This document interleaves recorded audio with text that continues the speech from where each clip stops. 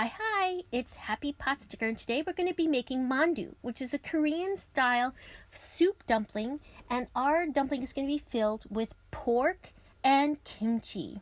Now you can buy store-bought kimchi, or I've made my own, and this one's been fermented for a while, and you can really season the taste to your liking. And we're going to chop that up really fine so that we're going to mix it up with the meat filling.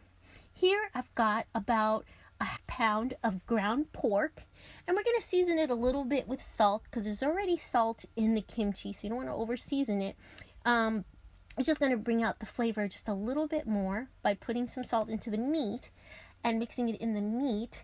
And we're going to add some ground red pepper, which is the Korean style, and you want to put as much or as little as you want. Some sesame oil.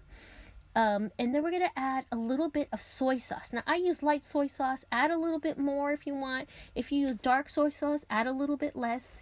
And we're going to put some ground ginger in there, probably about a teaspoon. And of course, maybe 3 teaspoons of ground garlic. Now, there's a lot of bold flavors in Korean cooking, so we want to definitely add to that by adding some I sprinkled some ground peppercorn, black peppercorn on top, just to give it a little bit more of a flavor. And last but not least, chopped up green onion or scallion. Now we're going to mix this with the chopped kimchi, and this is what you're going to get. Isn't that just beautiful? I just can't wait to eat these. Now, we've got to wrap them. And what I do is I usually buy the store-bought circular shape wrappers, and I have a bowl of water nearby, and I just want to wet the edges so that I can make a good seal. That's probably the most important thing about making these soup dumplings. And you want to get a heaping tablespoon of that meat.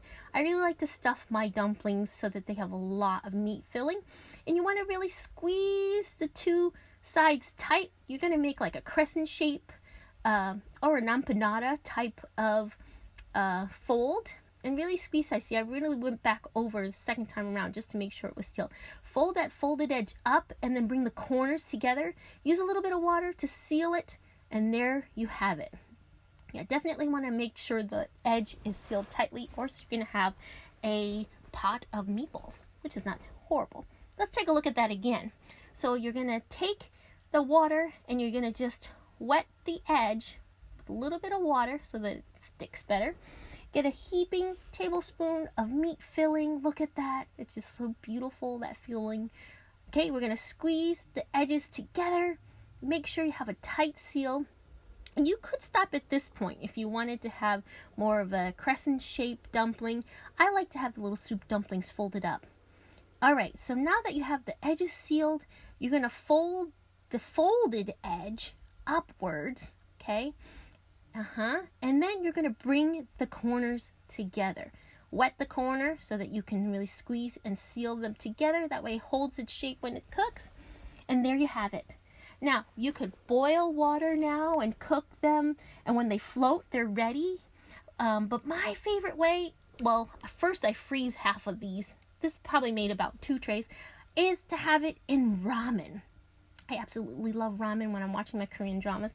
There you have it. Look at it. It's so beautiful, and it just has so much flavor inside. I just can't wait for you to try this for yourself. Oh my gosh, love it.